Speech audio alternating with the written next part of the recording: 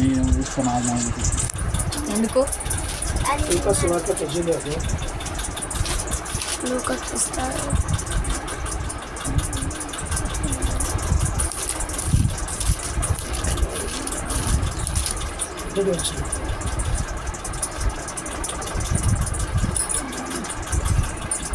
వారు విసుకక నిత్యము ప్రార్థన చేయుచుండవలే ననుటకు ఆయన భయపడకము మనుష్యులను లక్ష్య పెట్టకయు నుండును. ఒక న్యాయాధిపతి ఈ ఉపమానము చెప్పాను, దేవునికి భయపడకము మనుషులను లక్ష్య పెట్టకయుండునుండు. ఒక న్యాయాధిపతి ఒక పట్టణములో ఉండేను. ఆ పట్టణములో ఒక విధవరాలును ఉండేను.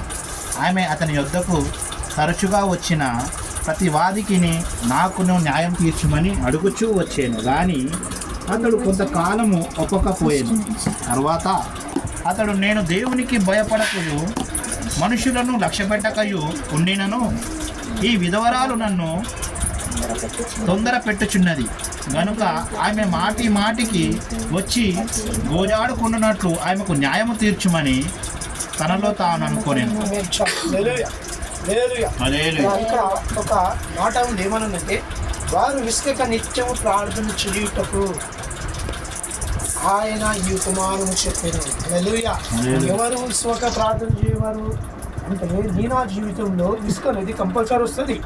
ఎట్లా వస్తుందంటే, ఎన్నిసార్లు చేయాలి దేవా ప్రార్థన, నాకు సమాధానం వస్తలేదు, ఎన్నిసార్లు చేయాలా ప్రభువా, నాకు ఉత్తరం వస్తలేదు అని విసుగు చెందుతారంట. అయితే ఈ దేవాది దేవుడు అంటుండనమాట, ఈ లూకాసు వార్త 18 అంటుండు, వారు విసుకక నిత్యము ప్రార్థన చేయుటకు ఆయన ఏమంటాడు, వారు విసుకక నిత్యము ప్రార్థన చేయుచుండవలెనుటకు ఆయన వారికి ఉపమానము చెప్పాను.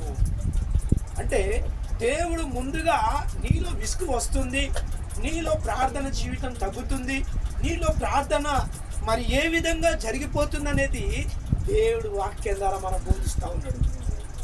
అంటే మనని దేవుడు ఏం చేస్తుండు, ఆయన దయలో ఆయన కృపలో నడవాలని ఆయన మాటలు మనకు పినికిడి కలగజేస్తూ ఉన్నాడు.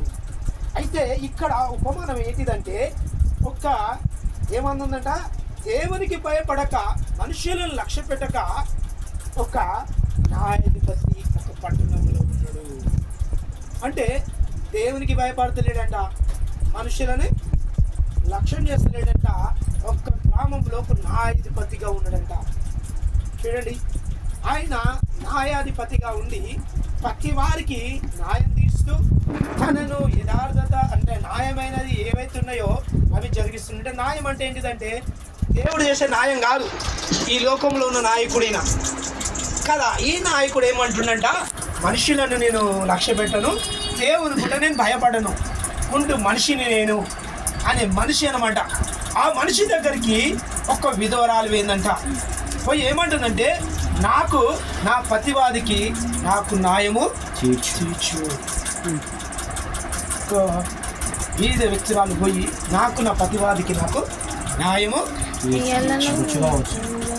చూడండి అని ఆయన దగ్గర పోయి అడుగుతుందంట. ఈయన ఎవరిని లక్ష్య పెట్టాడు, మనుషులనే లక్ష్య పెట్టాడు. తర్వాత మొదట దేవునికి భయపడ్డాడు. ఈమె పోయి ఆయనను అడుగుతుంది, అయ్యా నాకు న్యాయము కావాలి, నువ్వు న్యాయము తీర్చు, నువ్వు చాలా నువ్వు మంచి వ్యక్తివి కనుక నువ్వు నాకు న్యాయం తీర్చేందుకు గ్రామంలో ప్రతి వారిని నువ్వు చూసి ప్రతి విషయాల్లో సహాయం చేసేవాడివి కనుక నాకు కూడా నువ్వు న్యాయము తీర్చు అని ఈ విధురాలు పోయి ఆ న్యాయాధిపతి దగ్గర గోజాడుతూ ఉందంట.